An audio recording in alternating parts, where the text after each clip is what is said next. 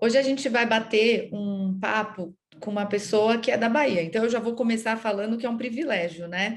Brincadeiras à parte, eu estou com o Lucas aqui comigo. Ele é também membro fundador da Abract, que é uma associação que a gente tem um painel logo a seguir, que é um painel explicando bem a associação e o mercado, né, de hospitais de transição. Mas a gente vai conversar um pouquinho aqui sobre o mercado de transição ali no Nordeste, como começou isso. Lucas, bem-vindo, obrigada por estar aqui comigo, batendo esse papo sobre hospitais de transição.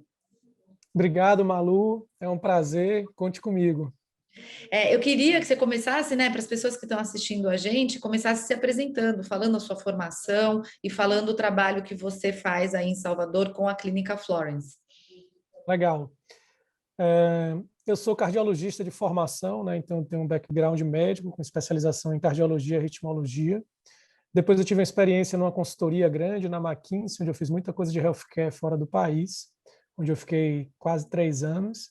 E retornei para Salvador em 2015, já com a ideia de fazer alguma coisa que endereçasse produtividade no setor de saúde. E essa alguma coisa, depois eu descobri que, como toda boa ideia, já existia em outros países, e foi aí que eu fundei a Clínica Florence, que é um hospital de transição. Então, a Florence foi fundada em 2017, aqui na cidade de Salvador, inicialmente com 37 leitos, e no ano passado a gente ampliou para 60 leitos. Você estava me contando, né, Lucas, que o prédio já foi preparado para isso. Me conta um pouco da idealização da clínica, né? Como é que você planejou, que você pensou ali, que nasce de uma ideia, e aí você adapta também à realidade local, na construção da clínica. Legal, Malu. É, foi bastante difícil no começo, porque isso era preciso imaginar um serviço que funcionasse de uma forma onde você só tinha referências muito distantes, né? Então no começo era muito intuitivo, né? Eu me lembro até hoje de um croquis do arquiteto preso no guarda-roupa do que seria a clínica alguns anos depois.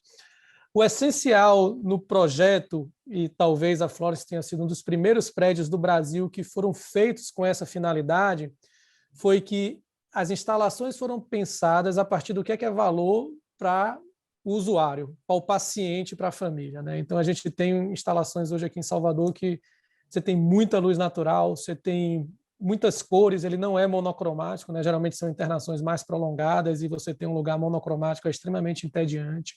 A gente tem um jardim grande, né, com flores, com orquídeas, com jabuticaba, com carambola, então isso tem um papel também, os pacientes descem à tarde.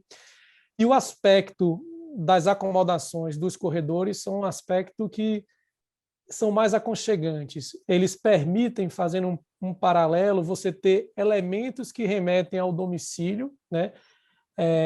Ainda que a gente seja um hospital com data marcada de internação de começo, meio e fim, né? Então, foi um desafio muito grande, a gente tinha poucas referências desse conceito aqui no Brasil. Você tem ideia, o arquiteto que fez o projeto aqui da Florence, a gente provocou ele passou um tempo na Bélgica, na Holanda, né, visitando esse conceito. E a pergunta central é o que é que traz valor para o paciente, né? Então, às vezes você faz uma fachada super bonita de vidro, mas isso não é percebido como valor para o cliente final, né? Ao contrário de você evitar ter, por exemplo, uma iluminação em cima da cama, né? Para quem está deitado numa cama ter uma luz no rosto é super desconfortável, né? Então, quais são os elementos que trazem valor, né? Se fosse meu pai e minha mãe internado aqui, o que é que seria percebido como valor? Isso geralmente passam por aspectos que têm a ver com luminosidade, nível de ruído, ventilação natural e, enfim, não são necessariamente aspectos tecnológicos ou necessariamente acabamentos de segmento high-end, né?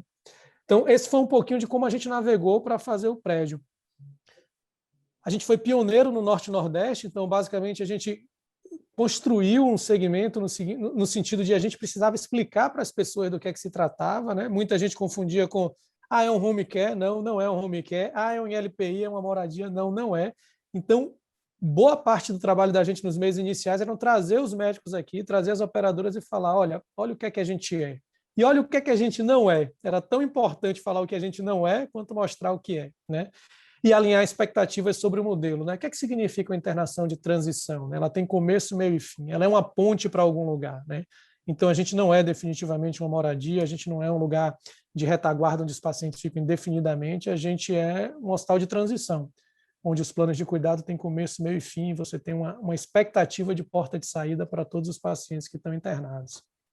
Isso que você falou, eu acho que é tão importante, né, a gente explicar aqui o que é uma clínica de transição, porque é que nem que você falou, quando vocês em 2017 ali fundaram a clínica, tem que primeiro educar o médico, né? Você tem que falar, e aí popularmente falando, as pessoas confundem, mas é um asilo, eu vou colocar a pessoa lá para sempre, e tem essa parte cultural, que eu acho que é do latino em geral, quando a gente vê que clínica de transição é muito mais comum na Europa, nos Estados Unidos, mas eu acho que o latino em geral tem esse pensamento, né?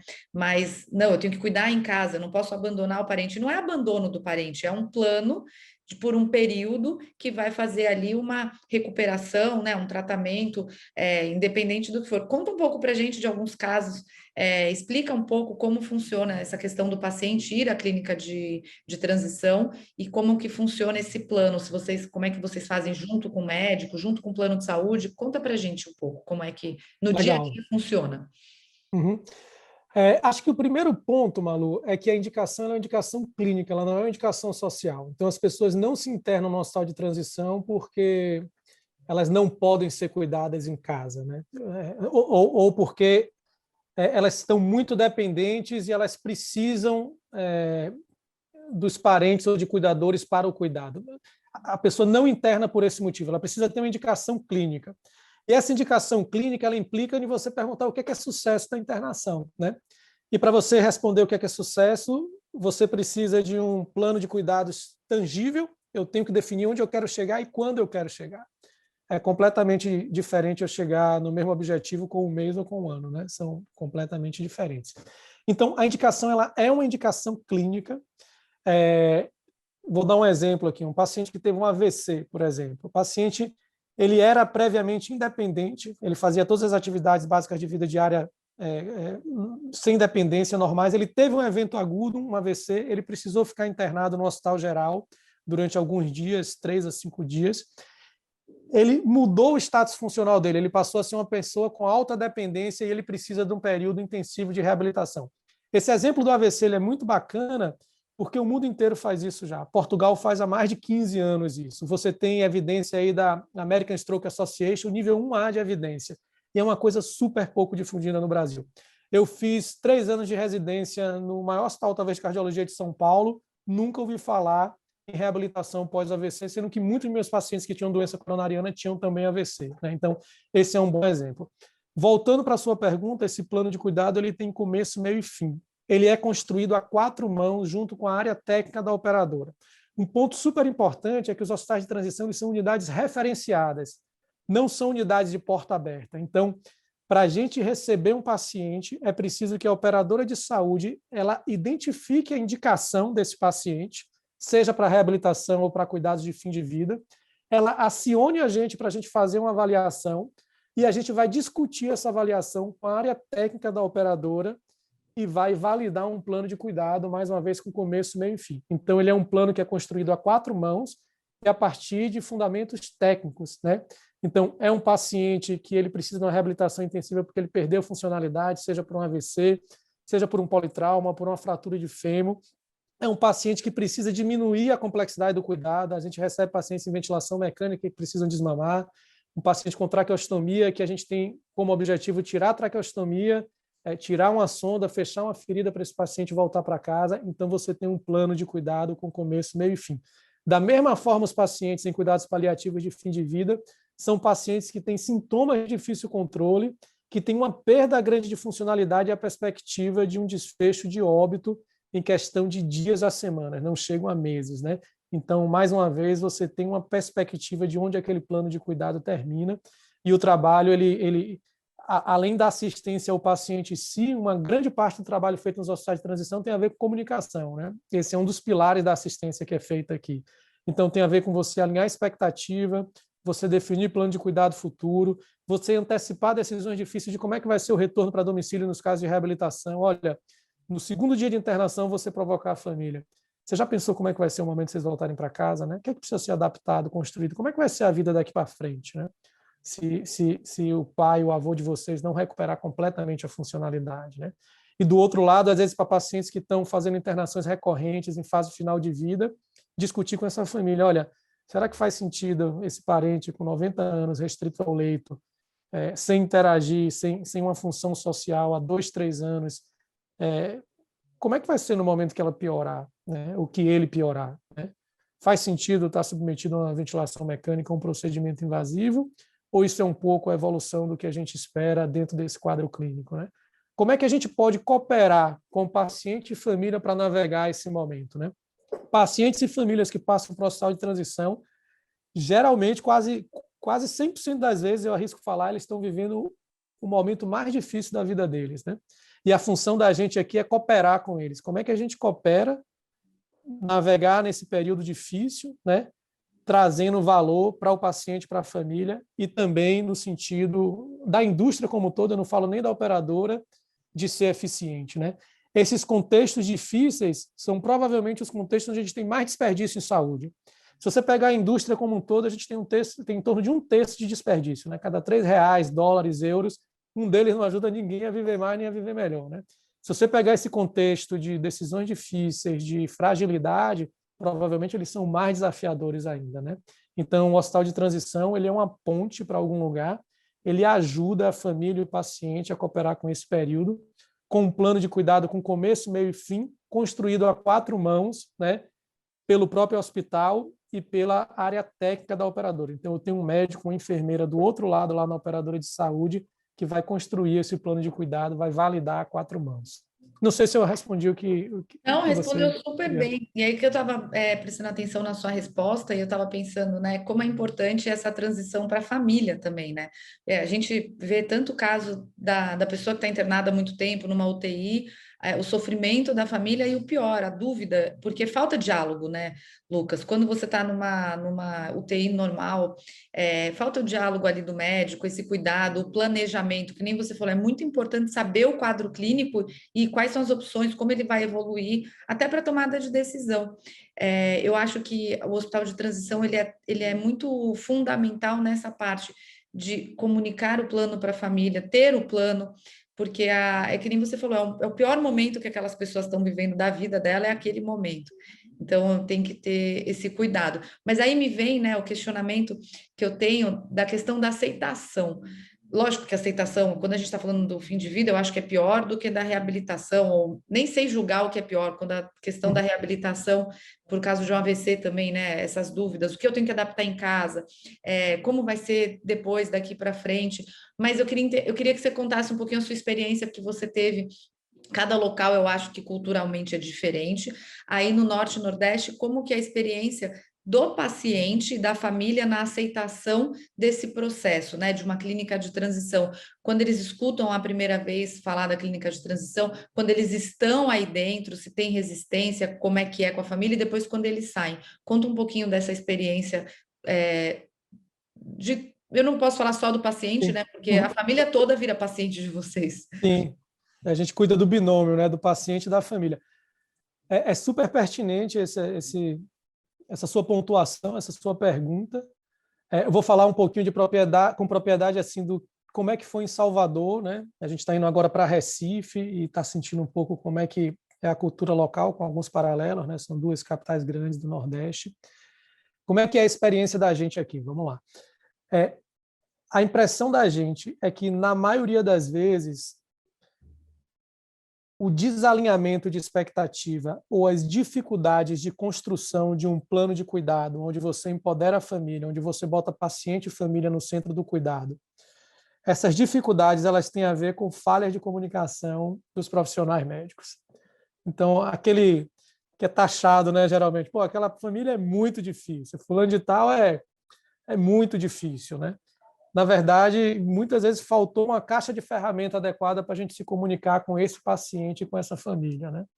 Faltou você dar um pouco de cor na comunicação, tá? Então, não é incomum quando a gente percebe que pode haver algum desalinhamento de expectativa, a gente convidar as famílias para conhecerem o trabalho da gente, dar um pouco de cor naquela conversa e falar o que é que a gente é, o que é que a gente não é, o que é que a gente está imaginando que pode acontecer, né? Então, é um desafio essa comunicação. Imagine você que às vezes a gente vai explicar o conceito do hospital de transição para um colega, um profissional da área de saúde, e ainda assim é entendido uma coisa completamente diferente, ou surgem perguntas que você não esperava, né? Então, imagina para um paciente, para uma família. Então, a experiência da gente aqui é que a maioria dessas dificuldades, dessas barreiras, ela passa por uma comunicação eficiente, né, por uma boa reunião familiar, por um bom alinhamento de expectativa, por entender que cada um faz o que é possível, não é o que quer, né? Então, é preciso conectar nesse nível aí do interlocutor e entendendo que as pessoas têm recursos diferentes e fazer essa construção aí a quatro mãos. A experiência da gente nesse sentido tem sido muito exitosa. A gente não tem assim nenhum caso de uma família que não tenha entendido do que se trata e que tenha, não, eu acho que eu vou para aí porque é para morar e vou ficar aí para sempre, né?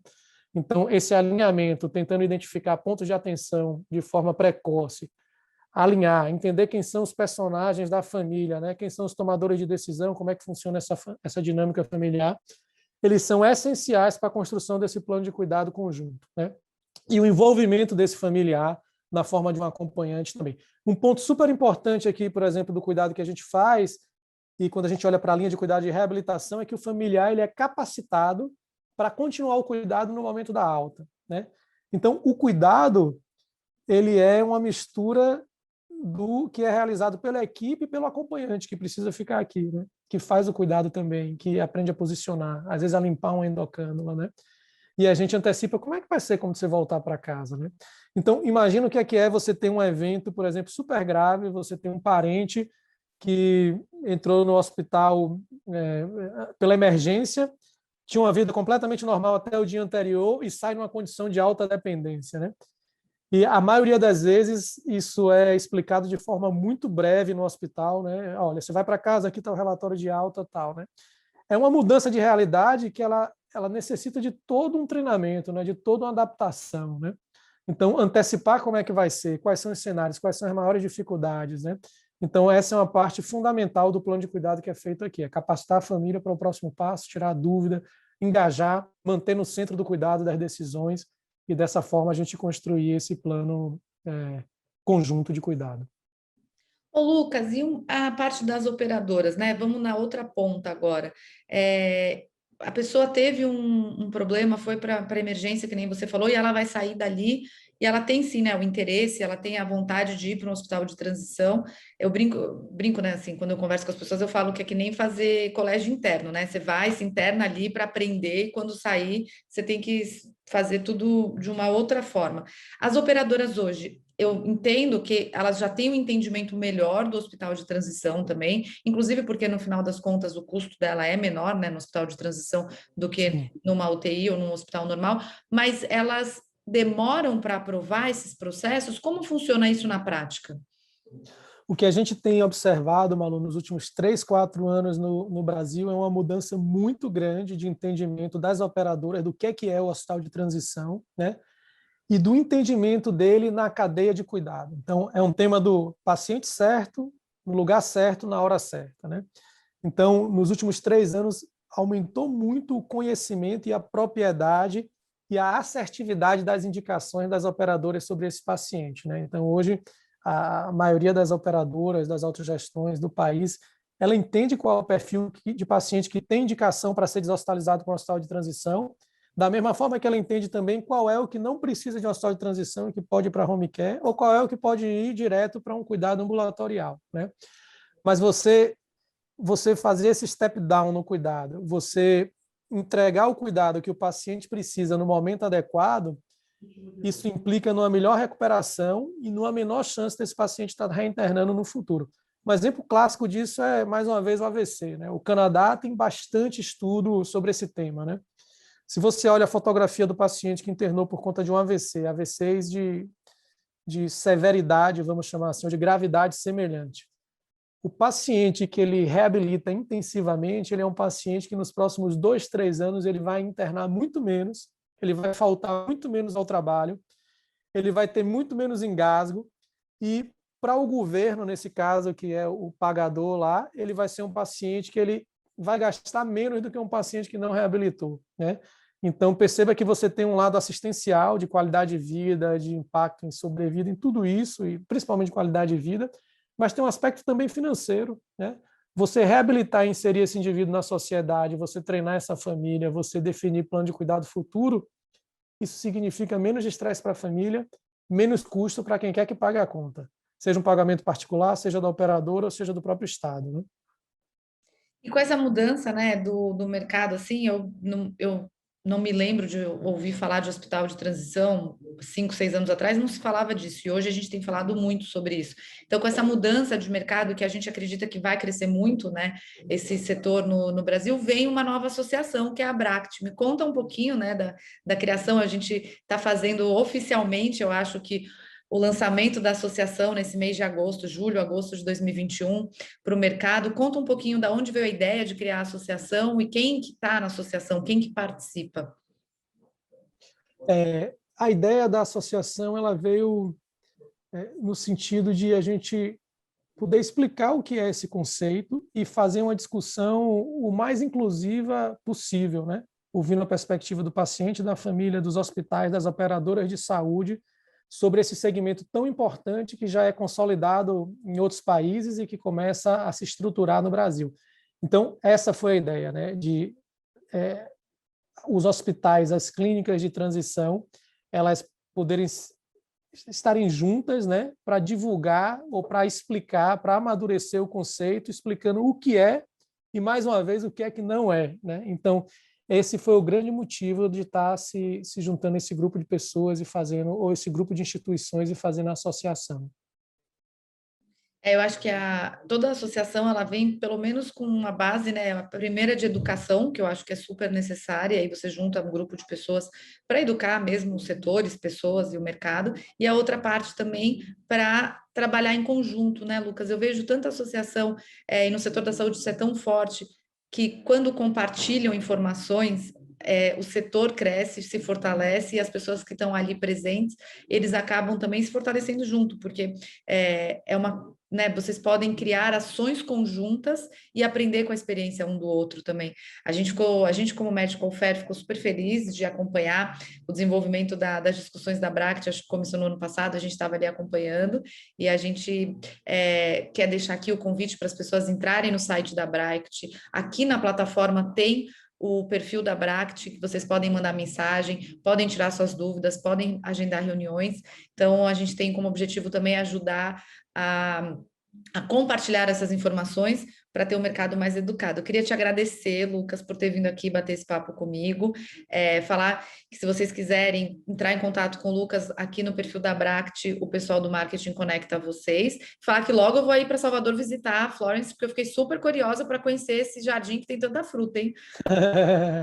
Será um prazer, Malu. Muito obrigado aí pela condução da conversa, pela oportunidade. Espero sua visita em breve e vai ser um prazer te apresentar aqui a instituição. Obrigada, Lucas. Bom dia. Bom dia.